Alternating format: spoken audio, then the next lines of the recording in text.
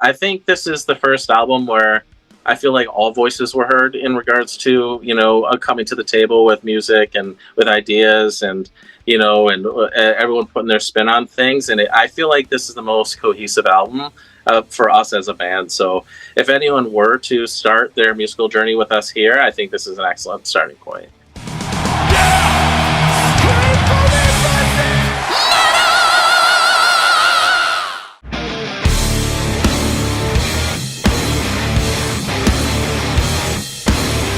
Kris and Ricardo of Note Graffiti. How are you guys doing? Are you chill and calm because your album already came out? Usually I interview bands just before an album comes out and everybody's crazy excited. How are you doing right now? Great. See, physically, yes, I'm doing fine. Mentally, that's a different question altogether. But no, we've been sitting on this album we recorded about a year ago, so it's nice to finally have that anxious release and that it's finally out in the world. We can, tilt our hats and be glad that we released something that we're all proud of.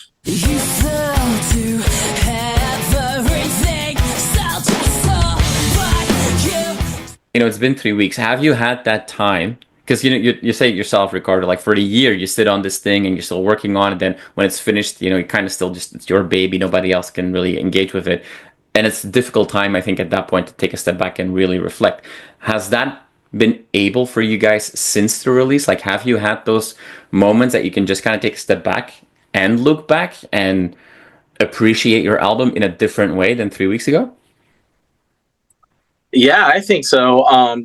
At the time, a lot of us agree this is definitely one of the best recording experiences we've ever had, working with Josh Roeder.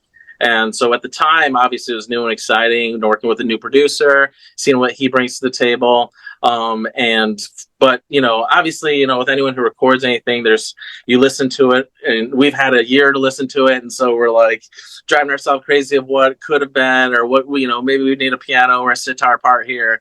But I think, overall, the excitement is still there as it was a year ago, when we are done with it and just ready to put it in the ears of everyone who will allow us to. So, I think even still that excitement still lingers. Yeah. Kris, how are you experiencing your own album now, 3 weeks after it's out? We've got great feedback, which is awesome. And we're getting some good metrics. The numbers are coming in good. People are listening to it. They're listening to the entire album. We did release 2 singles before we released the album, which is also cool. So, it's nice to see it all out there, and everyone in the band enjoys recording an album, which, a lot of bands today, you're going to do singles and EPs, and we all agreed to do, which we always do, a full-length LP. And I think it's a lot of work, but in the end, I think it's worth the work because you have an entire collection and you really can get a better idea of what the band has to offer. And we touched on a lot of we got some songs that are heavier, some different tempos, and the album ends with a almost like I don't know what you'd call it, Ricardo, a ballad almost. It's like really chill, and so the album was written to be listened to in full, and I think we accomplished that, which we wanted to do. So I think that's pretty awesome. So we're pretty proud of it.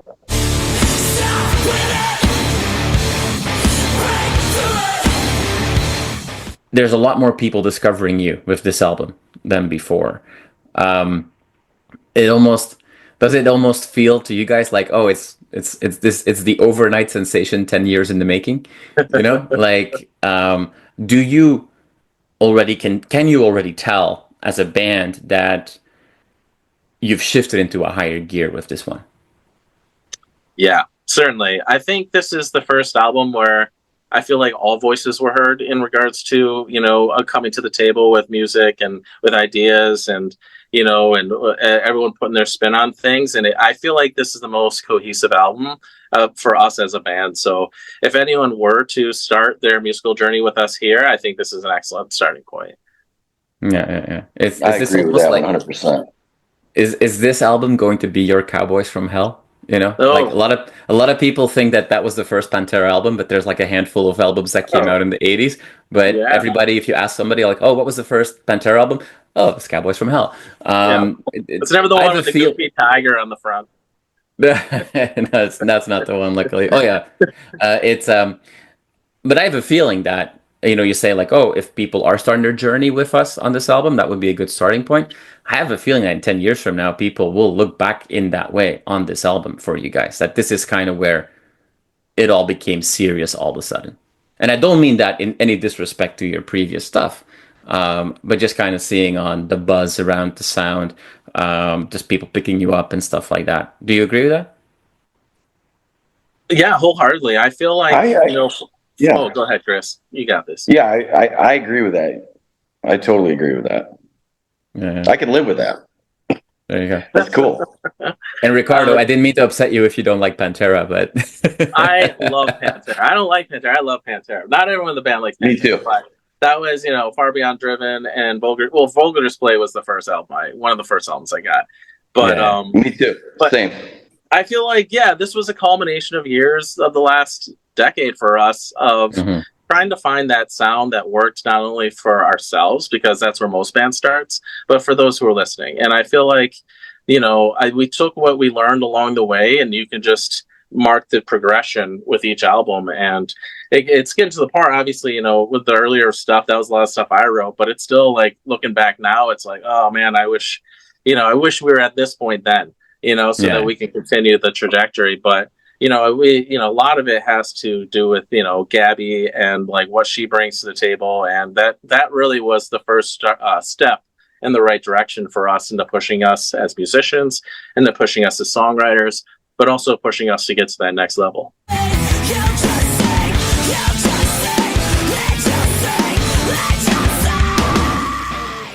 You know, you guys can be at times hard to classify as a sound, which is cool.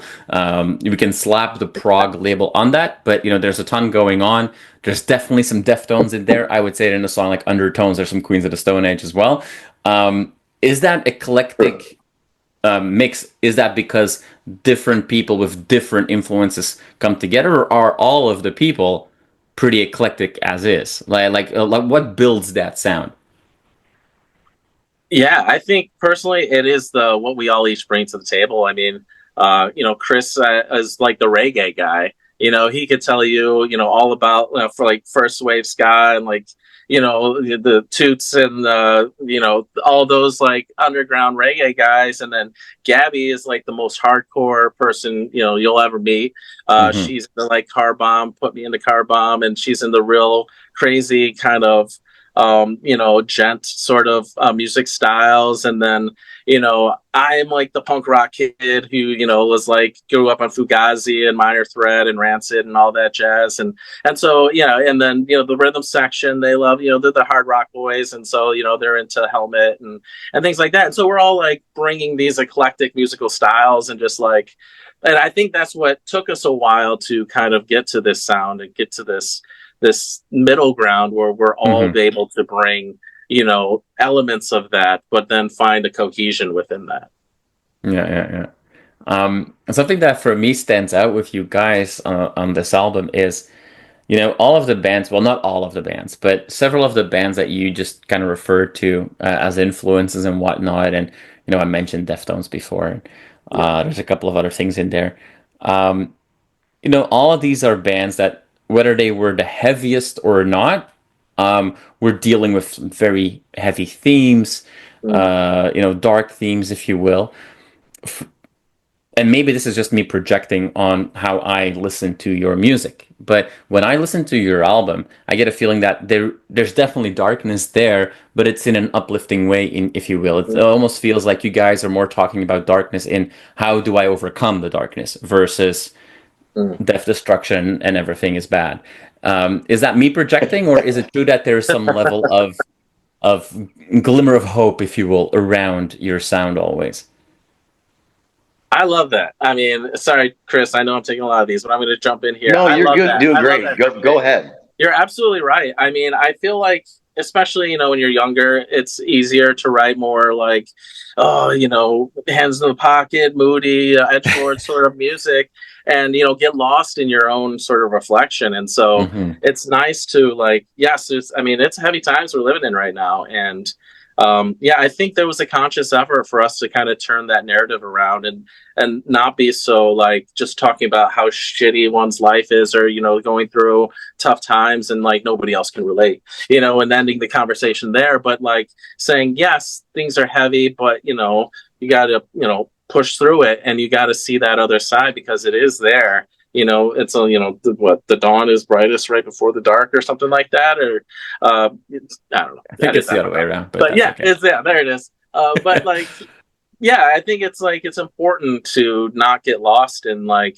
just the downtroddeness of the everyday life, but just try and push forward and see that light that's peeking through. Yeah. Kris, you want to add anything to that?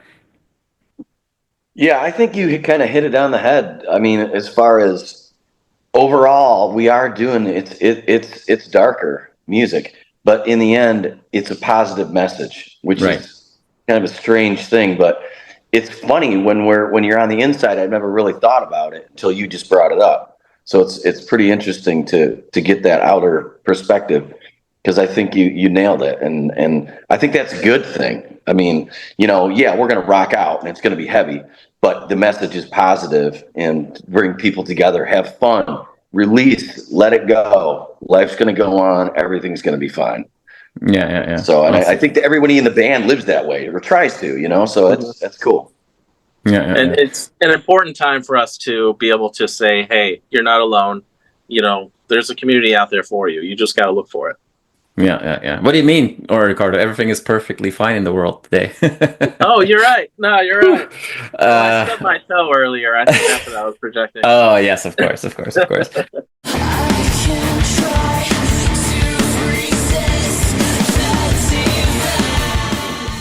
Question for you guys, because that eclectic sound that you do bring, you've played some really cool shows, you've played some festivals, you've obviously opened for a ton of different bands, and, we were joking earlier about Pantera, like, you guys could open for Pantera, but you could equally open for the Pixies, and everything in between. And when you play festivals, you get very diverse audiences as well, obviously. I've not had the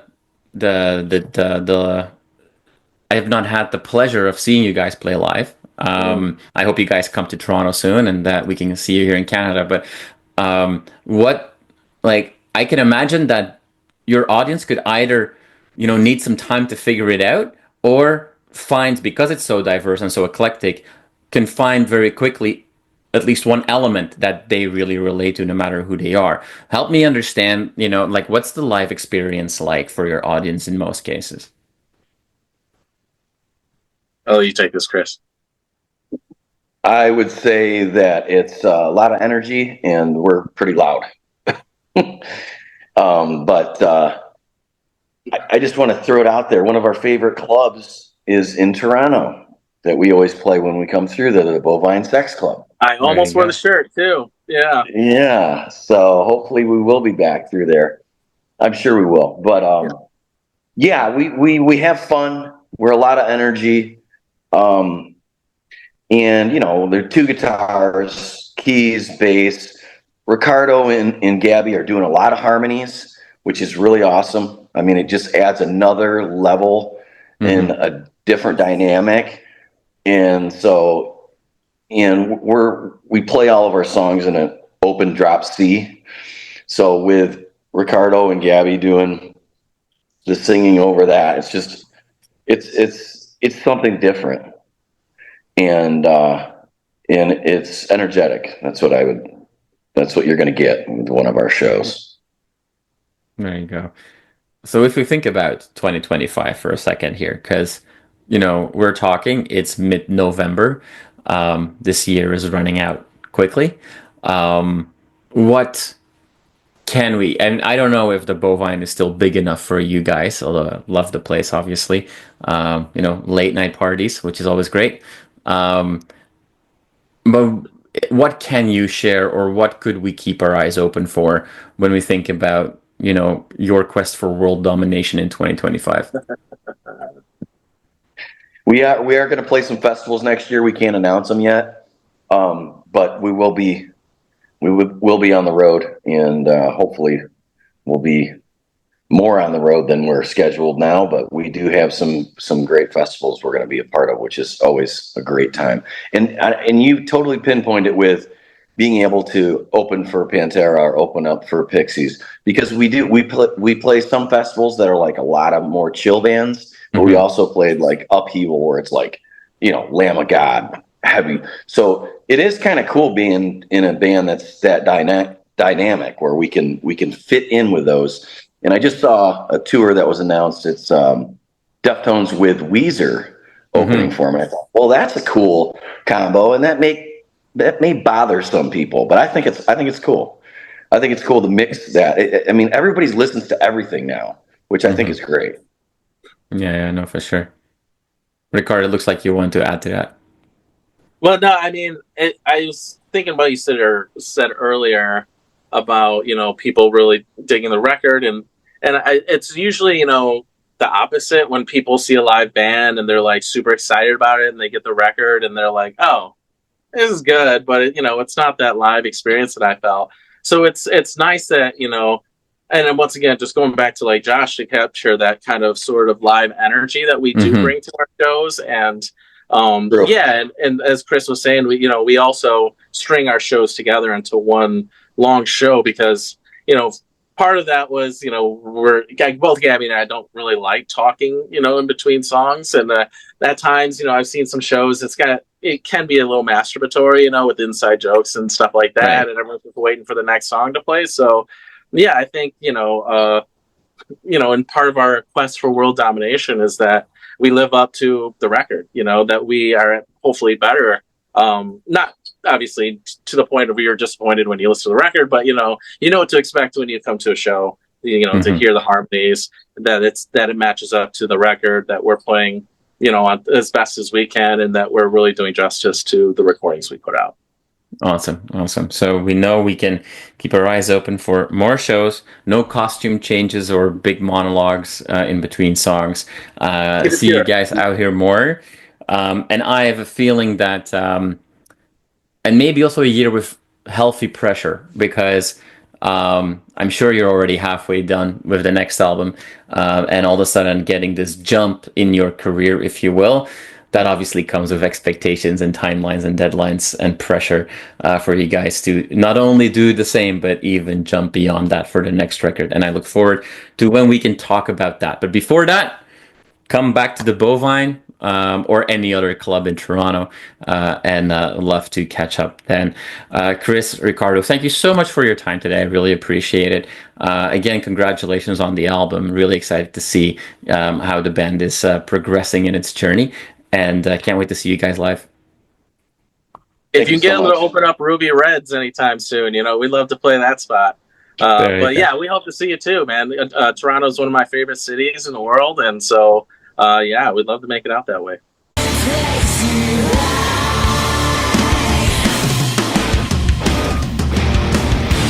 You are awesome for watching this video. Click right here to see more content like it and subscribe to the channel.